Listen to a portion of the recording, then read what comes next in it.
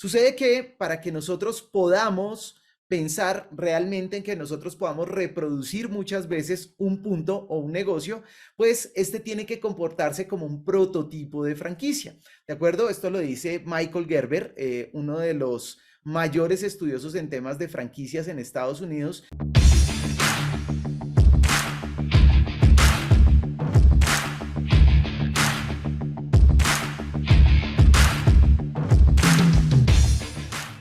Casualmente, pues eso es lo que vamos a ver el día de hoy. Vamos a ver cuáles son los 6 pasos para convertir nuestro taller en un prototipo de franquicia. Casualmente eso es lo que vamos a ver. Vamos a ver los 6 pasos para convertir el taller en un prototipo de franquicia.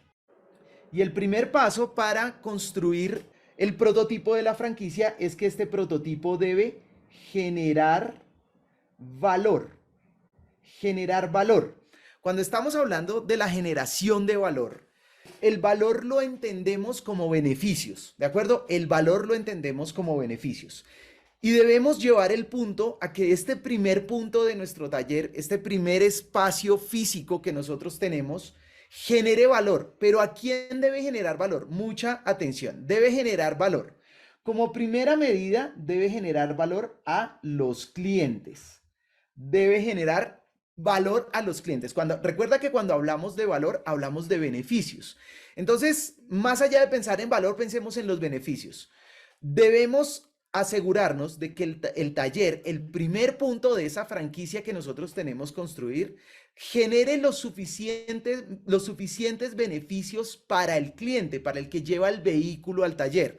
¿De acuerdo? En este punto es muy importante que el prototipo debe superar las expectativas que pueda llegar a tener el cliente con relación a nuestro taller automotriz. ¿De acuerdo? De esto se habla mucho en marketing, que tenemos que superar las expectativas de los clientes, que tenemos que hacer que los clientes estén felices, etcétera, etcétera.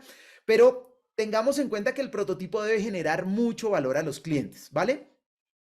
Yo quiero que cuando ustedes empiecen a pensar en franquicias, empiecen a mirar porque inclusive alrededor de digamos, de la cotidianidad que nosotros vivimos en nuestros países, en nuestras ciudades, nosotros estamos viendo franquicias por todos lados. La primera franquicia que nosotros podemos ver es, por ejemplo, la franquicia de McDonald's. Es una de las franquicias más famosas del mundo, pero McDonald's no arrancó haciendo una cadena de miles de restaurantes a nivel mundial. McDonald's arrancó con un primer punto en Estados Unidos.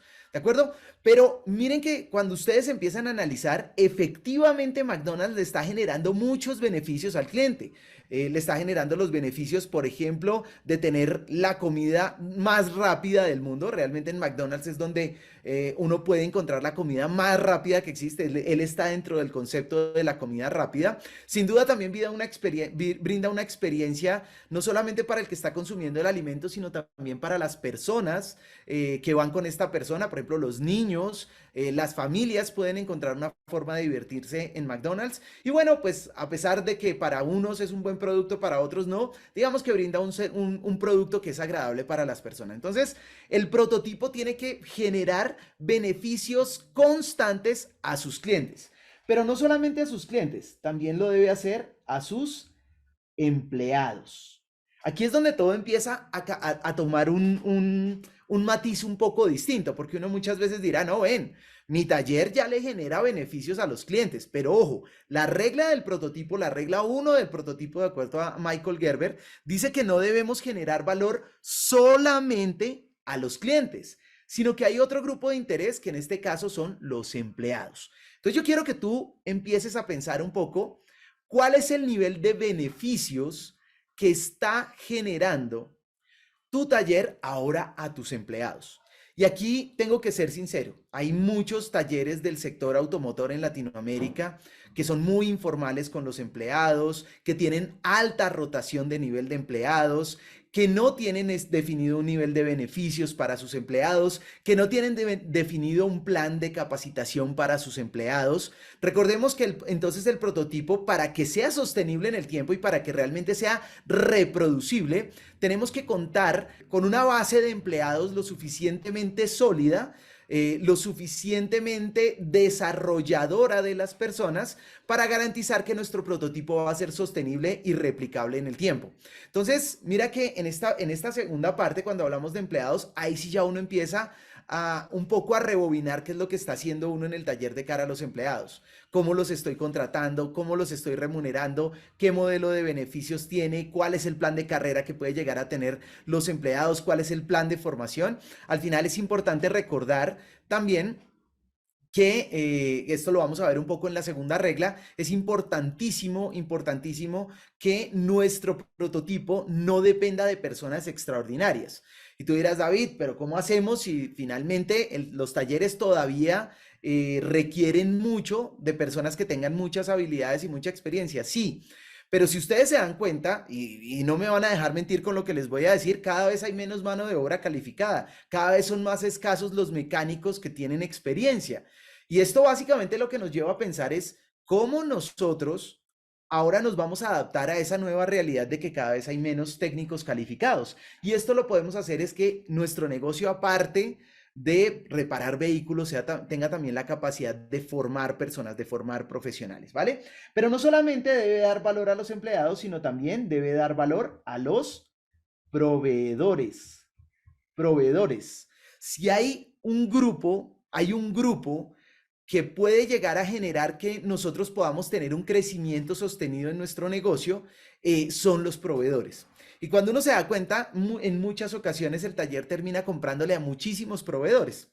Y cuando yo termino comprándole a muchísimos proveedores, pues dejo de ser tan importante para los proveedores, ¿sí? Porque realmente mi volumen de compras es tan pequeño que no soy representativo para el proveedor. Pero de pronto si nosotros cerráramos un poco más nuestro esquema de compras y le compráramos más puntualmente a unos proveedores, nos convertiríamos en alguien importante para ellos, ¿cierto? Pero adicionalmente, cuando nosotros queremos empezar a crecer y generar volumen de trabajo, los proveedores son muy importantes a la hora de otorgarnos créditos, a la hora de darnos la oportunidad de apalancarnos un poco financieramente hablando, y adicionalmente se crea una gran relación de confianza. Mira, yo he conocido negocios, he conocido talleres automotrices que han estado en situaciones muy difíciles, que han estado a punto de quebrar, y cuando tienen una muy buena relación con el proveedor, que generalmente al proveedor es el que termina en muchas ocasiones debiéndole, el mismo proveedor le dice, no, mira, no pasa nada, no pasa nada. Esperemos a que tengas una mejor situación, te esperamos, tú nos has comprado mucho, hemos tenido una buena relación de muchos años, nosotros te vamos a esperar mientras tú nivelas tu situación. Estas son las relaciones de confianza que tenemos que crear con nuestros proveedores, generar beneficios y valor también a los proveedores. Y por último, muy importante, obviamente debe generar beneficios también para los dueños del negocio. Y aquí este tema también es muy importante porque en muchas ocasiones también el tema se vuelve desestimulante, el negocio se vuelve desgastante cuando pasa un mes, nosotros le pagamos a los proveedores, nosotros le pagamos a los empleados, pagamos el arriendo del negocio y cuando nos damos cuenta no hay beneficios para el dueño. Entonces, si nosotros logramos nivelar de una manera adecuada a clientes, a empleados, a proveedores y a dueños del negocio dentro de un esquema de beneficios que yo entienda que no solamente tengo que beneficiar al cliente, sino también a los empleados y también a los proveedores y también a los dueños, cuando yo logre hacer que mi primer punto empiece a generar un esquema de beneficios para estos 4 grupos de interés, en ese momento el taller va a estar muy, muy cerca de empezar a constituirse como tal en un prototipo de franquicia, ¿vale? Vamos con el punto número 2, paso número 2. Vamos a hablar acerca de la experiencia. Experiencia. ¿Qué es lo que dice este punto de la experiencia? El prototipo deberá entrar en funcionamiento con el menor nivel de experiencia y habilidades posible. ¿En qué consiste este punto de la experiencia en las habilidades? Primero, estamos hablando de las personas. Realmente, un negocio que dependa de personas extraordinarias, de personas con habilidades demasiado elevadas, es un negocio que no va a ser sostenible en el tiempo y mucho menos va a ser un negocio reproducible. ¿Por qué? Es más, no va a ser reproducible aún cuando esa persona extraordinaria, esa persona demasiado buena, seas tú, sea el dueño del negocio. ¿Por qué? Porque entonces, imagínate, si yo soy muy bueno, el negocio funciona solamente porque yo estoy presente, pues apenas yo monte otro negocio, no puedo tener el don de la omnipresencia, voy a estar un momento acá y otro momento allá y termina siendo que ninguno de los dos negocios funciona bien. ¿De acuerdo? Entonces, digamos que el negocio en la medida de lo posible no debe depender de personas extraordinarias. Al contrario, debe ser más un enfoque de que personas ordinarias, personas comunes y corrientes hagan cosas extraordinarias. Y por eso es muy importante el tema que hablábamos hace un momento en el punto anterior, y es que nuestro negocio, y esto quiero que lo tomes muy atenta nota porque cada vez es más escaso, más difícil conseguir mano de obra calificada, nuestro negocio debe tener la capacidad, aparte de reparar vehículos, de formar personas, formar personas. Tenemos que ser conscientes que esa es una de las labores que tenemos dentro de nuestro negocio, es formar personas. De tal manera que yo quiero que empieces a mirar qué tanto tu negocio realmente está diseñado para formar personas, que te lo voy a escribir acá, formar personas. Bien, ¿por qué es tan importante esto? Porque en la medida que yo tenga un proceso de formación de las personas, de instruir, de capacitar a las personas, mi negocio va a tener la oportunidad siempre de coger personas que estén con un bajo nivel de experiencia y mi negocio va a ser el vehículo para que ellos construyan la experiencia en principio para que nos funcione a nosotros. Pero aquí es donde aparece un gran miedo de la mayoría de los dueños de talleres, ¿cierto? Y principalmente de aquellos que en ocasiones tienen mentalidad un poco técnica y es, no, David, pero yo cómo voy a formar a las personas y qué tal yo las forme y automáticamente salgan y me monten la competencia. ¿De acuerdo? Ese es uno de los pensamientos que más se ve en los empresarios, tengo que decir, no solo en el sector automotor, sino en muchos sectores. Este pensamiento técnico se ve mucho, sobre todo en las pequeñas y en las medianas empresas. Y yo quiero aquí que reflexiones algo con respecto a esto. Lo primero es, yo prefiero tener una persona lo suficientemente capacitada para que se quiera ir y no lo suficientemente ignorante para que se quiera quedar conmigo siempre. Te lo voy a repetir para que te lo lleves. Yo prefiero tener personas muy bien capacitadas que siempre se quieran ir y no personas tan ignorantes que siempre se quieran quedar conmigo, que caigan en el nivel de conformidad. Pero aparte de esto, yo quiero que tú reflexiones sobre otro tema. Seguramente tú eres una persona que tiene experiencia en el manejo de la reparación de los carros, probablemente en la experiencia ya en el manejo de tu negocio. Yo quiero que tú te preguntes algo y es, ¿tú naciste aprendido? ¿Tú desde el momento de tu nacimiento ya tenías estas habilidades? ¿O probablemente alguien en el camino te formó? Alguien te dio la oportunidad de formarte.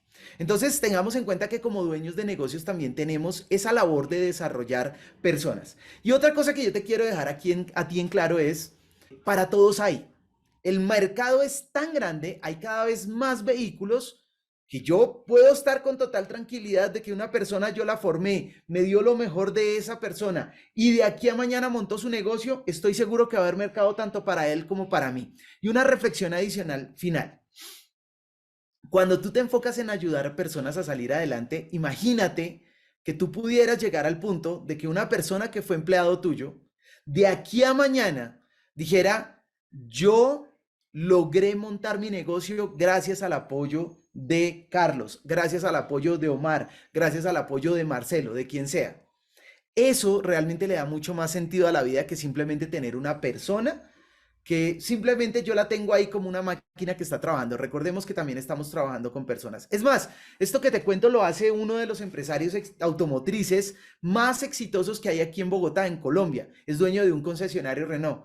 Y él dice, cuando un empleado mío va a montar un negocio, yo en vez de verlo como un enemigo, miro más bien qué es lo que puedo hacer para apoyarlo, qué es lo que puedo hacer para desarrollarlo. Y él dice, muchos de mis empleados a partir de mi negocio, a partir de lo que yo he montado en mi negocio, han tenido la oportunidad de montar sus propios negocios, de ser empresarios ellos. Oye, si tú lo miras desde ese punto de vista, es un paradigma totalmente diferente.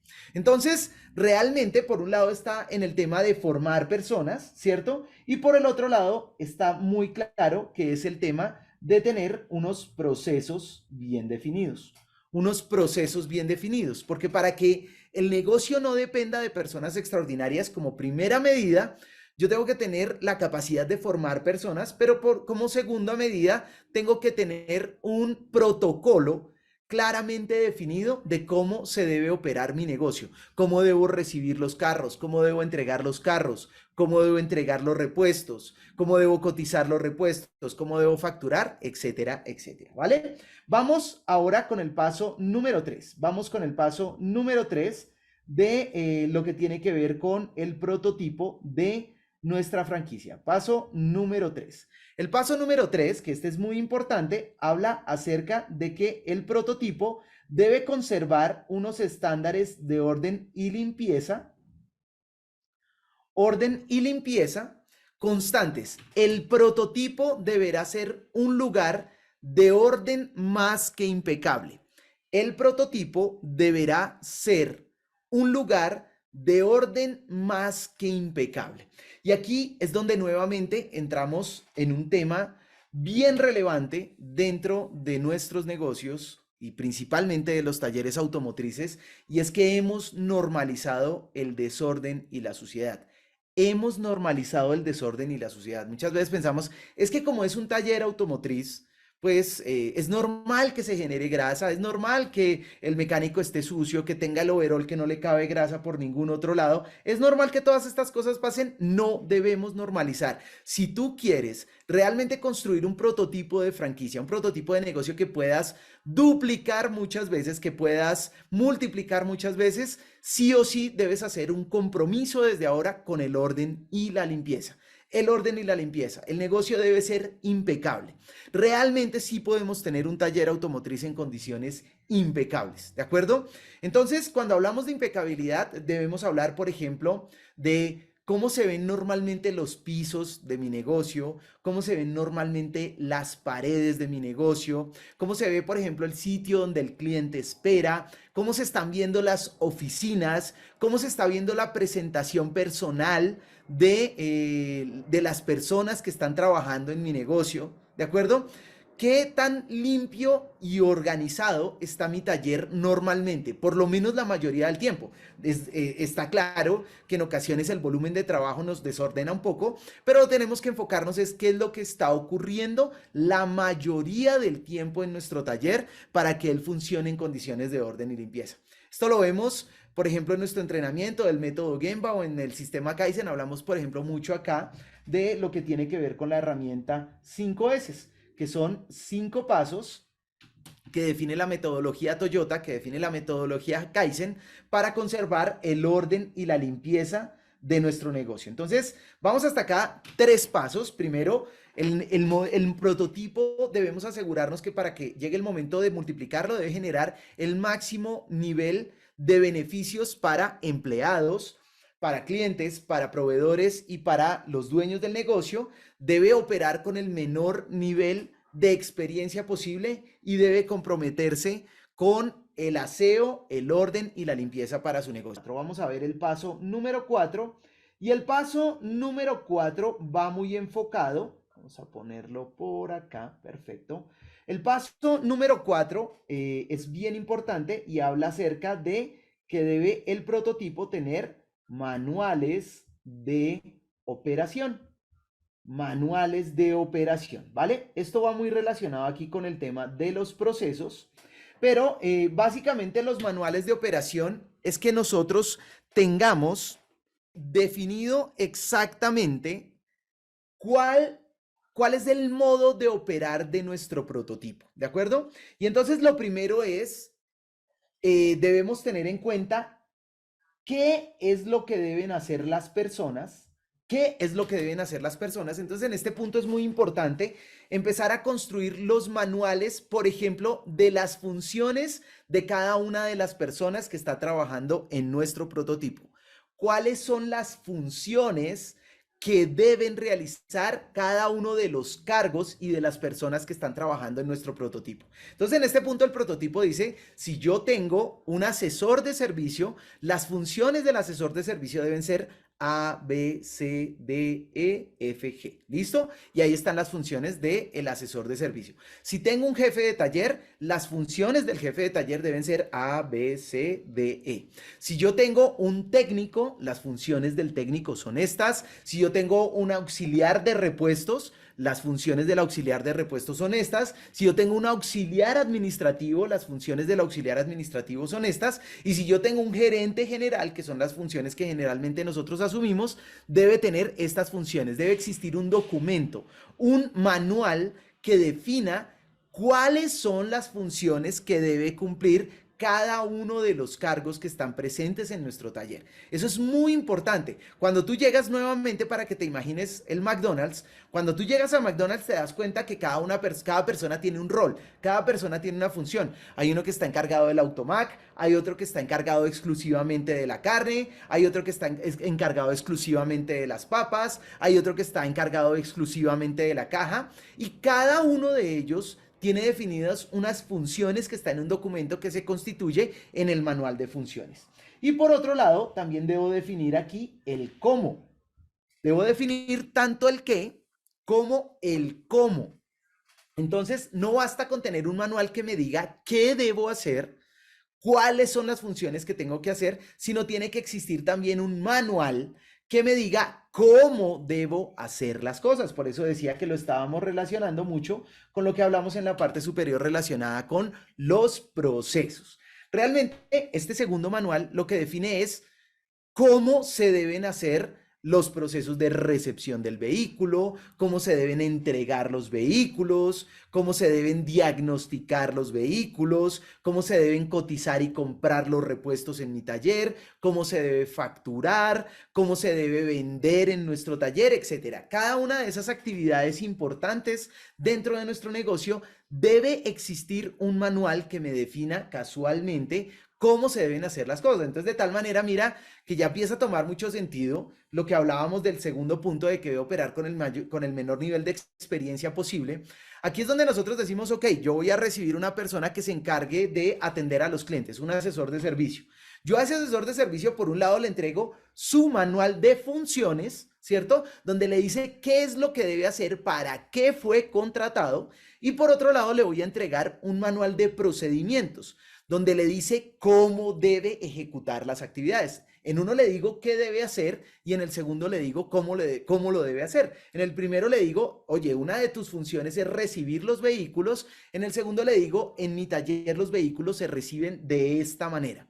Creo que estarás de acuerdo conmigo que en la medida que existan esos dos documentos, tanto los manuales de funciones como los manuales de procedimientos, nos vamos a encontrar con un negocio que se vuelve predecible, con un negocio que se conoce. Cuando yo empiezo a levantar estos documentos, yo empiezo a conocer. Muchas veces nosotros estamos haciendo actividades todo el día, pero pocas veces nos sentamos a revisar cómo estamos haciendo esas actividades, cómo las podemos hacer mejor. Y esto, digamos que construir estas herramientas nos permiten que si llegase un nuevo recurso humano al taller, pues la curva de aprendizaje es más corta, porque yo ya le digo cómo debe hacer las cosas y qué debe hacer en el negocio. De tal manera que si tú quieres realmente empezar a prototipar tu negocio y empezar a pensarlo, a verlo como una franquicia, como un prototipo de franquicia, es indispensable que cuentes con los manuales de función y con los manuales de operación. El punto número 5 se refiere al servicio.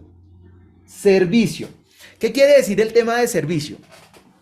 El prototipo suministrará un servicio uniformemente predecible para los clientes. Predecible, ahora sí, para los clientes. Aquí sí ya no estamos hablando ni de proveedores, no estamos hablando ni de empleados, ni estamos hablando de los dueños, y quiero que lo anotes muy bien, que lo anotes muy claro en la libreta de apuntes que está llevando. El prototipo le debe funcionar al cliente. Normalmente construimos negocios es para que nos funcionen a nosotros, no para que les funcionen al cliente. Te voy a poner un ejemplo. Ahorita se está moviendo mucho el tema del marketing digital. Y hay muchos de los talleres que ya están entrando al mundo de hacer que hagan campañas para que le lleguen a través de WhatsApp, etcétera, etcétera, una cosa, otra. Y cuando el cliente pide una cotización, lo primero que el taller le dice es, tienes que traerme el carro. Ay, pero espera, es que no tengo tiempo, dame un valor aproximado. No, no, no, si tú no me traes el carro acá, yo no te puedo dar ningún valor. Esa es una clara muestra de que el negocio le sirve al dueño y no le sirve al cliente. Claro, aquí vienen todos los peros, David, pero es que yo tengo que cotizar, es que yo tengo que ver el vehículo, que yo tengo... De acuerdo. Pero hay muchas ocasiones, sobre todo, por ejemplo, cuando estamos hablando de mantenimientos preventivos, que ya son más predecibles, donde nosotros podríamos uniformar las cosas, ¿cierto? Donde nosotros podríamos brindar un servicio que fuera predecible para el cliente. Nuevamente, si tú vas a McDonald's, tú ya sabes a dónde tienes que llegar, a qué punto te tienes que dirigir, cómo dónde pedir la comida, sabes más o menos cuánto se va a demorar la comida, sabes cómo te la vas a llevar, sabes que hay sitios donde te puedes sentar a consumirla, que hay espacio para diversión de los niños, etcétera. El modelo debe generar un servicio uniformemente predecible para los clientes, ¿de acuerdo? Entonces yo quiero que aquí tú empieces a pensar un poco cómo está esa cadena que representa el servicio que experimenta el cliente desde que llega a tu taller hasta que le entregan su vehículo. ¿Qué tan predecible es? ¿Qué tan estandarizado está ese servicio?